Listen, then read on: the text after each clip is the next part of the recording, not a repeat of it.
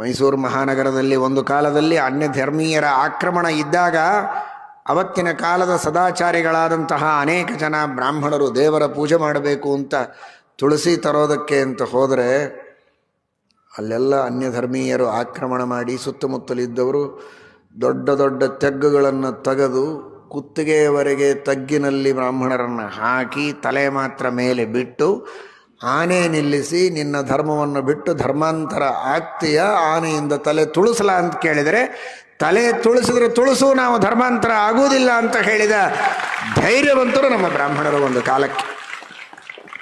ನಾನು ನನ್ನ ಧರ್ಮ ಬಿಡೋದಿಲ್ಲ,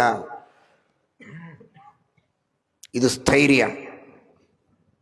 ಈ ತರಹದ ಧೈರ್ಯ ಸ್ಥೈರ್ಯ ಯೋನೋಚಾನಸ್ಸನೋ ಮಹಾನ್, ಇದು ಅನಾದಿ ಸಿದ್ಧವಾದದ್ದು. ಇದರಿಂದಲೇ ಸದ್ಗತಿ, ಇದರಿಂದಲೇ ಮೋಕ್ಷ. ಇದು ಹೊಟ್ಟೆಪಾಡಿಗಾಗಿ ಮಾಡುವಂತಹ ಧರ್ಮ ಅಲ್ಲ, ಈ ಸಮಾಜದ ಒಂದು ವ್ಯವಸ್ಥೆಗಾಗಿ ಮಾಡಿಕೊಂಡಂತಹ ಯಾವುದೋ ಒಂದು ತಾತ್ಕಾಲಿಕವಾದ ವ್ಯವಸ್ಥೆ ಅಲ್ಲ. ಇದು ಅನಾದಿ ಸಿದ್ಧವಾದಂತಹ ಧರ್ಮ. ಇದು ಅನಂತ ಕಾಲದವರೆಗೆ ಸಿಗುವ ಮೋಕ್ಷವನ್ನು ಕೊಡುವಂತಹ ಧರ್ಮ. ಇಷ್ಟೆಲ್ಲ ಶಾಸ್ತ್ರಗಳಿಂದ ಪ್ರತಿಪಾದಿತವಾದ ಧರ್ಮ.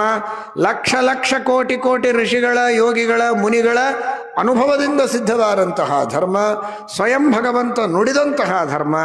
ಈ ಧರ್ಮವನ್ನು ಎಂದಿಗೂ ಬಿಡುವಂತ